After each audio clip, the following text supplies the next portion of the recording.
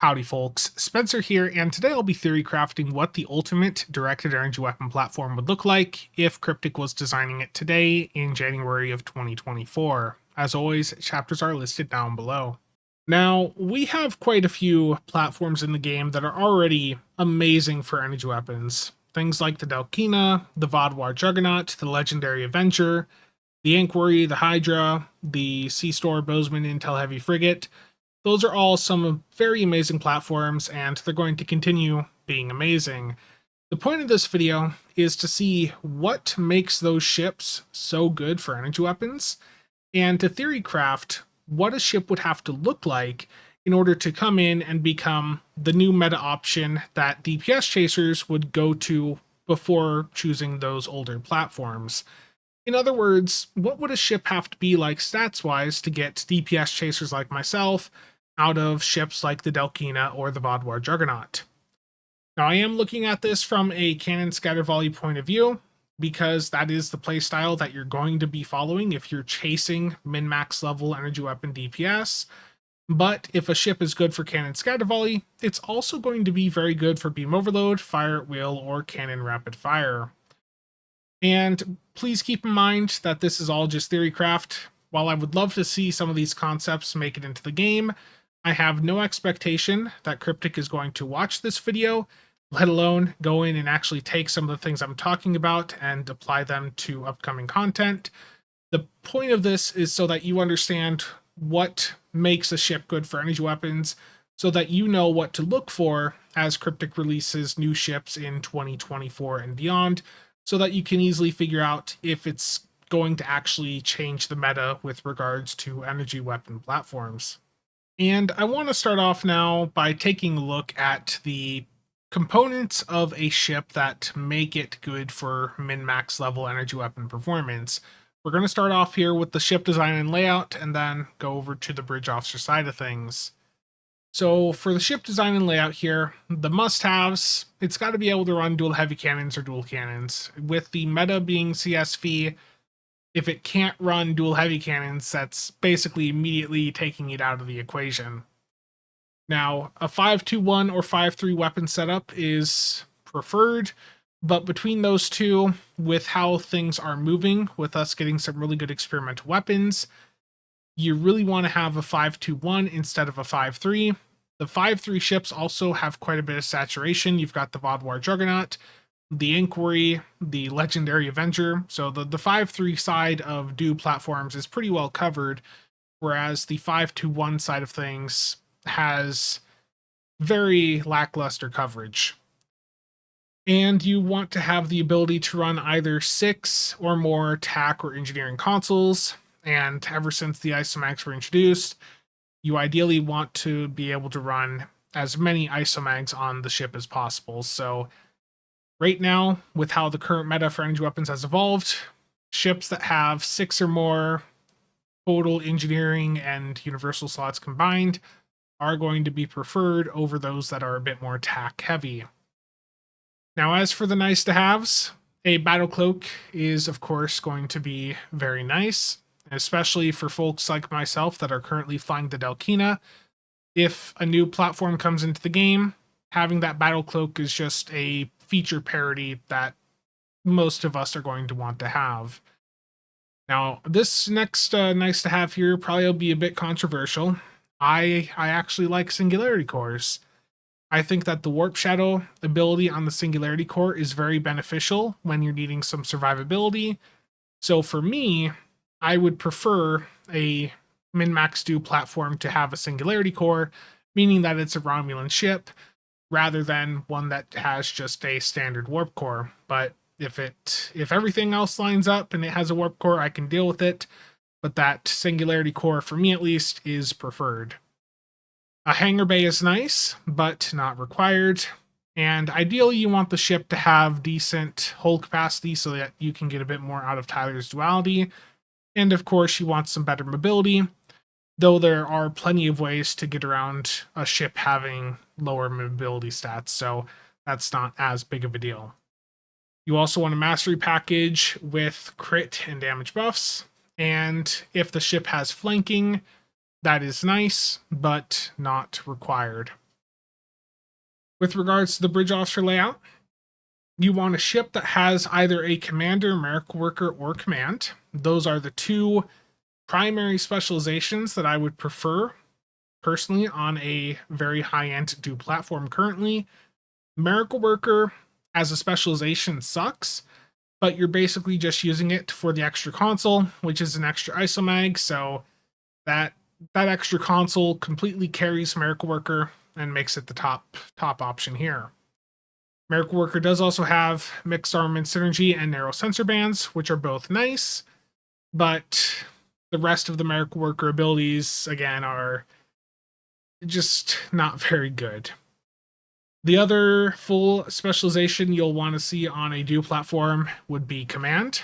Command has a lot of good abilities in it, like Call Emergency Artillery, Concentrate Firepower, Suppression Barrage, and the command ships also get inspiration abilities. So that's a clicky that you can use every minute or so that will give you either survivability, some cooldown reduction, or damage boost. You get to pick, so it's pretty handy, especially in a team environment. And for the secondary spec seat, you would want to have Intel, Temporal, or Pilot. Intel is going to be the most preferred because of Override Subsystem Safeties 3, but Intel does also have some low cooldown uncon procs like Viral Impulse Burst, Ionic, and EMP Probe. And with Temporal, you would only really want that if you're wanting the low cooldown uncons that has, or Recursive Shearing 3, or Recursive Shearing 1. Again, you'd want Temporal as the secondary spec here if you have it on. So just Recursive 1. 3 requires a commander, which you wouldn't want here for this. And then if you go with Pilot, you'd be getting that for Fly Her Apart, which is a pretty good damage buff. And because Pilot does now have, like Clean Getaway, which is good on con. And with Pilot, you also can do Cold Hearted without having Oxtabat on the build, if that's something you care about. Now, for the non-specialization side of things, you want to have room to run Cannon Scatter Volley 3, Torp Spread 3, Attack Pattern Beta 1 or higher, Chemosite 1 or higher, and a Beam Overload 1. The Beam Overload 1 there is for if you do have an Omnion for mixed armaments, but it's also there as a comp engine proc, if that's something you care about.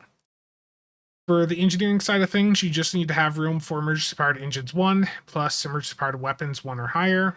And if you are running Oxtabat or Dem, then you may want a little bit more space, but those are not required for high-end builds, but they are nice to have in some situations. And for science, there's no science abilities that are 100% required for a min-max do platform, but there are a couple that are nice to have. Tractor Beam 1 is nice for Uncon and also REA if you're running that trait. The Delayed Overload Cascade, if you're running that for the damage buff that gives, or the big burst of damage that does, that could be a good one to have on too.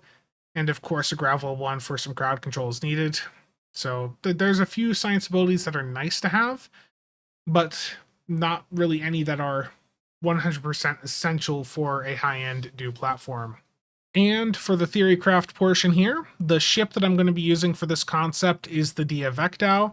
This is a ship that is from Season 1 of Star Trek Picard. It's one of the Romulan ships from that final episode. There was a ton of these copy and pasted in across from all the copy and paste inquiries.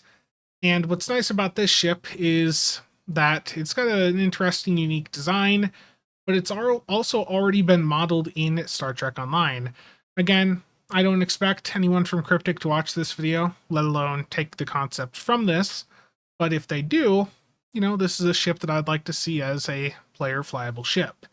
And with the stats that I'm going to be giving it, I am going to imagine it as a promotional tier ship. But before I get into that, let me just show you it in game here quick. So if you have the Dhailkhina, you can hit the bombing run console to spawn a couple of these in. I did that earlier and had demo record on so I could take a closer look at the ship. And you can see that it is basically fully modeled here. So like I said, it's not a player flyable ship right now, but hopefully someday they decide to make it into something that we can actually fly around. So for this concept, I'm going to imagine it as the Dhailkhina Miracle Worker Flanker Warbird. Flanker Warbird is a ship subclass that does not currently exist. And as part of this Theorycraft, I'm imagining it as a new type of Romulan ship subclass that has innate flanking on it. You see, with the Romulan ships that we have in the game so far as I'm aware, none of them actually have innate flanking like you would see on a raider or a frigate with the other factions.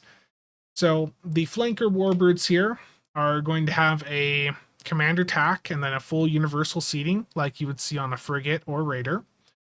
They are allowed to have up to 7 weapons plus an experimental weapon, so 5-2-1.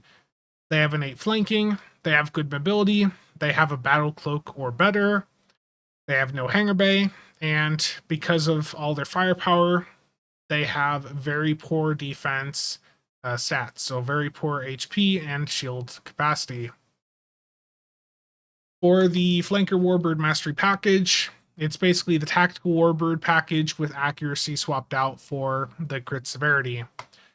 And the way that I've been looking at this as I've been going through the Theorycraft is to basically think of a Flanker Warbird as a Romulan Strike-Wing Warbird that exchanges the hangar bay and survivability for the innate flanking and a universal bridge officer layout.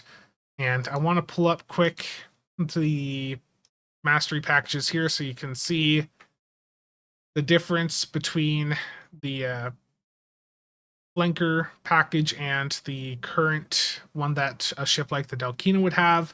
So on the Dhailkhina, you would have the Tactical Warbird one here, which is weapon damage, crit chance, accuracy, and then the singularity thing. And basically, with the flanker one, I'm just saying to move the accuracy up to the crit severity, and then everything else is the same.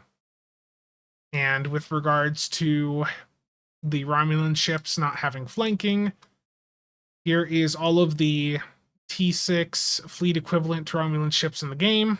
And as you can see, they do not have flanking at all.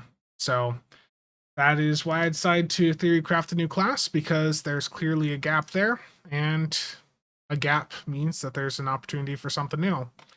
And this is between a raider and a frigate, so that's why it has the 7 weapons plus the experimental weapon, because a raider has 6 weapons plus experimental, and a frigate has a full 8 weapon setup, so this is in between. So for the design of this ship, the hull modifier is 0.95, which is very low. This is lower than the pilot warbirds that the Romulans have. The shield mod is 0.9. Again, the survivability is one of the trade-offs of this flanker class. So its survivability is very bad, but its mobility is very good. Turn rate of 20, impulse mod of 0.22, inertia of 70, plus 15 to weapon and inch power. Remember, this is a Miracle Worker ship, so it's got a total of 30 power to shift around. 5-2-1 weapon setup, like I talked about. 3 device slots. For the consoles, 5 engineering, 1 science, 5 tac, and 1 universal. The universal because it's got that Commander Miracle Worker. And the 515 setup here has already been done. There's precedent for this. The Gorn Hunter that released back in 2023 had a similar console setup where it was 5 engineering and tac. So that gives you flexibility to run it with the Spire consoles or the Isomags, depending on your preferences. Then a Romulan Battle Cloak, innate flanking, just the plus 33% variant.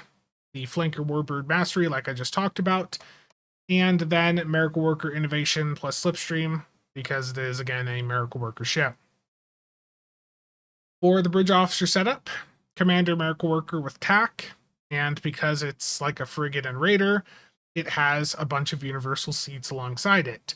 So Lieutenant Commander Universal with Intel, Lieutenant Commander Universal, Lieutenant Universal, and an Ensign Universal.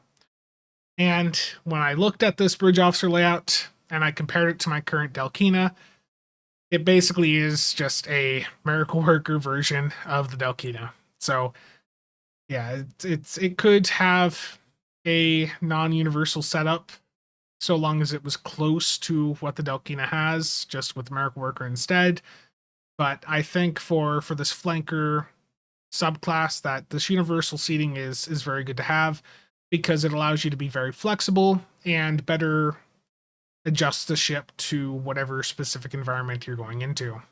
And now I want to compare the Dhailkhina against the Dhailkhina a bit closer, just so you can get a better picture of what the gains and losses are between these two platforms. So with the Theorycraft here, I wanted the Dhailkhina to be, specifically catered towards like getting the most out of energy weapons, but at the same time, I wanted to keep it balanced enough where I felt like it is something that could realistically happen, that it wasn't something that was that far out there OP wise.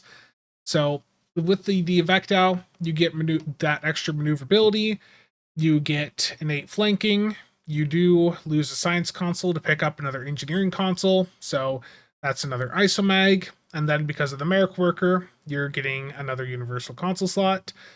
It's got the nearly full Universal Bridge Officer layout because of the Flanker subclass. And then the Merrick Worker Innovation, though I don't really count that as much of a gain. I don't think the Merrick Worker Innovation is really that useful, especially when you compare it to the impact of the inspiration abilities that a Commander Command offers. So on the losses side, the Dhailkhina does have less survivability than the Dhailkhina. It's got no hangar bay, and like I said, it doesn't have the inspiration abilities because you're trading off the Commander Command to get the Commander Miracle Worker. And for those of you that want a visual of this, here they are side by side over on Fleffle's Sortable Filterable ship list. I just manually added in the data for the Dhailkhina, so you can see what the difference is exactly between the Dhailkhina and it. Again, like I said, I wanted to keep this as a ship that I realistically could see being added to the game. Again, I don't expect them to, but for fun, I wanted to just keep it reasonable. And again, that 515 setup has been done before with the consoles, as you can see here with the Gorn Hunter. It was 5 tack, 5 engineering, and 1 science. So while it seems weird on the Dhailkhina, as I said, there is actually precedent for it. And alongside the ship itself, I did decide to theorycraft some concepts for some accessories for it that are related to its theme, which is, of course, it being a Tal Shiar ship, which we saw in Season 1 of Picard. And it was very, very heavily focused on doing damage, as they wanted to sterilize the planet of androids and anyone that got in their way. So the first thing here is some new unique turrets that you can get from the ship called the Disruptor Narrow Angle Turrets. These follow the design concept of the narrow angle phaser beam race we got with the Connie 3. So with these turrets, you can only get 2 of them. They are optimized for forward fire and may only fire in a forward 210 degree arc. So you do have a bit of exposure to your aft. You have to be cautious. Your turrets are not going to be able to shoot directly behind you, but in exchange, they do get quite a bit of a damage bump. So they're losing around 42% of their firing arc, and with the numbers that I have here, it's like a 35% damage buff for them in exchange, which is good for a forward-facing setup, but I know some of you probably won't be happy with those numbers there. And I do have here that if you pick up the Dhailkhina, you'd also be able to get a plasma variant of these via the dilithium store. It'd be nice if Cryptic did that more often, but again, this is just a theorycraft, so I'm just hoping for things here. And if you don't want to do turrets, you could do the same concept for like dual beam banks.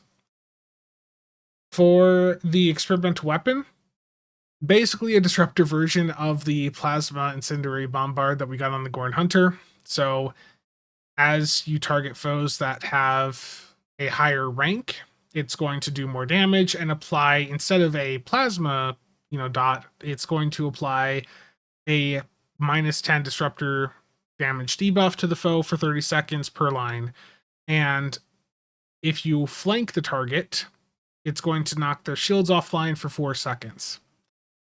And this is boosted by plus disruptor buffs, like how the Plasma Incendiary Bombard is boosted by Plasma. And the idea here is to give Disruptor something to boost it in longer duration content. Disruptor is currently very good in short duration content, but Plasma has far exceeded it and everything else in longer duration fights. So giving disruptors something to help in longer duration fights would be quite nice. For the console here, it is basically a disruptor emulating phaser lance. And the reason I went with that is because in the show and also in the pictures that they put up for the ship in the initial blog for the Dhailkhina, it's firing a big green laser out the front of its ship. So I just have it here as the disruptor sterilization lance. Again, remember the theme of these ships in the show was that they were going to sterilize the planet. So the passive is plus 10% bonus all damage. If you're flanking, that's another plus 15%, then plus 5% firing cycle haste. And this is in a set with the bombing run console from the Dhailkhina. And if you have that 2-piece, it'll lower the charge time of the lance from 20 seconds down to 15 seconds so that you can have better uptime or easier uptime with the universal designs compared to the emulating phaser lance. And the other aspect of the 2-piece is that the bombing run console will have its damage doubled and will have 100% shield pen and have a minute cooldown, because right now the bombing run console is not very good. And for the clicky, like I said, basically a disruptor version of the emulating phaser lance. I mean, look at that picture. Like that just seems to be what fits the best for this ship. And like I said, with the 2-piece, you lower the cooldown a little bit so you have an easier time keeping UD up. And the fourth accessory here is Attritional Specialist. It's a starship trait. And basically, your crew's expertise at finding vulnerabilities of your foes has given them enormous knowledge on how to remove vulnerabilities from your ship. While slotted, this is going to remove the negative effects of some specialist bridge officer abilities. So for intel, with override subsystem safeties, it is going to remove the subsystem disable that you have at the end of OSS, and it will also remove the power bonus decrease. So when you hit OSS, you're keeping that max power buff for the entire duration. For Merrick Worker, narrow sensor bands, the damage buff will no longer decrease over distance, so it's a static do damage buff when it's active. For Pilot, Fly Her Apart will no longer deal damage to you. For Temporal, Heisenberg Amplifier will now spawn the enemy 2 kilometers in front of you instead of in a random location. And for Command, Reroute Power from Life Support will no longer make your bridge officer abilities take longer to cool down. So those are just some ideas that I was just throwing out there. These would be nice to see, but I know not everyone's going to necessarily agree with all of my suggestions here. And to wrap things up, when it comes to do platforms, the 5-3 side is pretty well covered. I can pull up the spreadsheet and show you that there's clearly quite a few options of ships that are all going to be very, very capable for do platforms. But when you swap over to the 5-2-1 side of things and try to get ships that have a Commander Command or Commander Merrick Worker, it very quickly is slim picking. You're looking at the Dhailkhina or the Theseus here, and between these two, the Dhailkhina is very much the winner. The Theseus is a 5-2-1 Merrick Worker ship that they released last year, and unfortunately, it didn't have the features that the Dhailkhina had. It doesn't have a hangar bay, it doesn't have a battle cloak at all, which again, those aren't deal breakers, but what really is a deal breaker for the Theseus was that it didn't have basically any flexibility with its bridge officer setup. It just got a Lieutenant Universal, whereas the Dhailkhina has a Lieutenant Commander Universal plus an Ensign Universal. And having those universal seats is crucial to having a lot of flexibility with the build. It's how you can change things up to adapt to the different environments you're going into. And with the Theseus, you just don't have that option. It's simply too limited of a platform. So hopefully, as time goes on, they are better aware of what a good do platform looks like. And hopefully we see some new 5-2-1 ships pop up into the game, ideally with a nice Merrick Worker Intel combo that has features on par with the Dhailkhina and a lot of flexibility with regards to the bridge officer setup. So that's pretty much it for today. If you have any questions or comments, feel free to drop them down below. Hopefully, you now know what is good for an energy weapon platform and can have a better time understanding whether or not a ship is going to replace any of the existing options when they announce new ones. So, again, thank you all for tuning in. I will see you guys around.